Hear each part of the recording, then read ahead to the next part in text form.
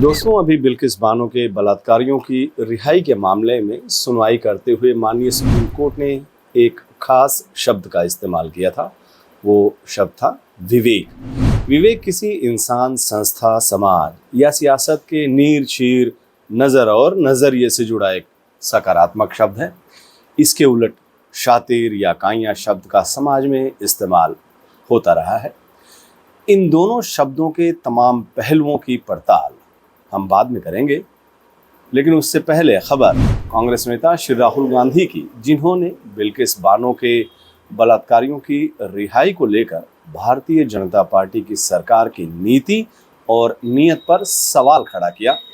इस मामले में भारतीय जनता पार्टी की जो सरकार है उसकी आलोचना करते हुए श्री राहुल गांधी ने कहा है कि बेटी बचाओ जैसे खोखले नारे देने वाले बलात्कारियों को बचा रहे हैं। आज सवाल देश की महिलाओं के सम्मान और हक का है। बिल्किस बानो को न्याय दो। बिल्किस बानो को न्याय दिलाने की मांग देश के हर कोने से उठ रही है। उन आवाज़ों को और बुलंद करते हुए कांग्रेस महासचिव श्रीमती प्रियंका गांधी वाड्रा ने कहा है कि बलात्कार की सजा पा चुके 11 लोगों की रिहाई, कैमरे पर उनके स्वागत समर्थन में बयानबाजी पर चुप्पी साधकर सरकार ने अपनी लकीर खींच दी है। लेकिन देश की महिलाओं को संविधान से आस है।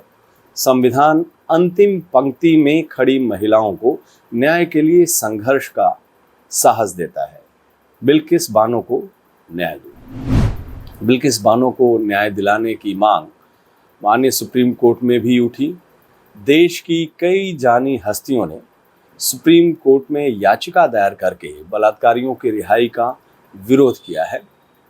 इसी मामले में सुनवाई करते हुए माननीय सुप्रीम कोर्ट ने केंद्र सरकार और गुजरात सरकार को नोटिस जारी करते हुए पूछा कि क्या दोषियों की समय से पहले रिहाई करते हुए सरकार ने विवेक का इस्तेमाल किया था। ये गौर कीजिएगा, उन्होंने कहा कि क्या विवेक का इस्तेमाल किया था सरकार ने। दोस्तों, इस खबर की शुरुआत में ही मैंने आपको बताया था कि विवेक एक सकारात्मक शब्द है और इसके उलट काइयापन या शातिरपना होता है, जो उसके उल्ट है।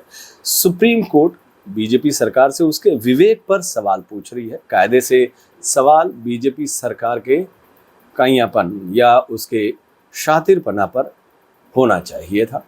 गुजरात में इस साल के अंत में विधानसभा के चुनाव है। गौर कीजिएगा, इस साल के अंत में विधानसभा चुनाव होने वाले हैं और ये एक बच्चे को भी समझ में आ रहा है कि बिल्किस बानो के 11 बलात्कारियों के जो उनको समय से पहले रिहा कर भारतीय जनता पार्टी समाज के सांप्रदायिक विभाजन की कोशिश कर रही है। महिला के मान सम्मान और देश की बेटी जैसे जुमलों का बखूबी इस्तेमाल करने वाले हमारे देश के प्रधानमंत्री श्री नरेंद्र मोदी से लेकर भारतीय जनता पार्टी के तमाम आला नेता इस मसले पर खामोश रहकर अपनी सांप्रदायिक चाल चल रहे हैं। कहा यही जा रहा है।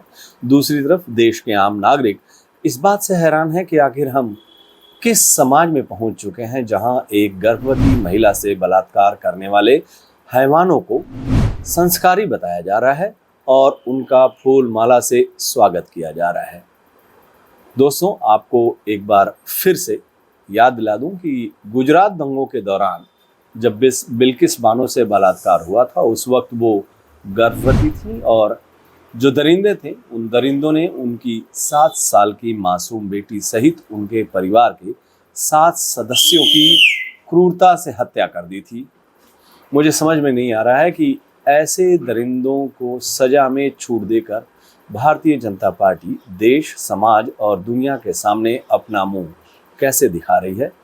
अगर आपको समझ में आए तो मुझे भी बताइएगा। नमस्कार।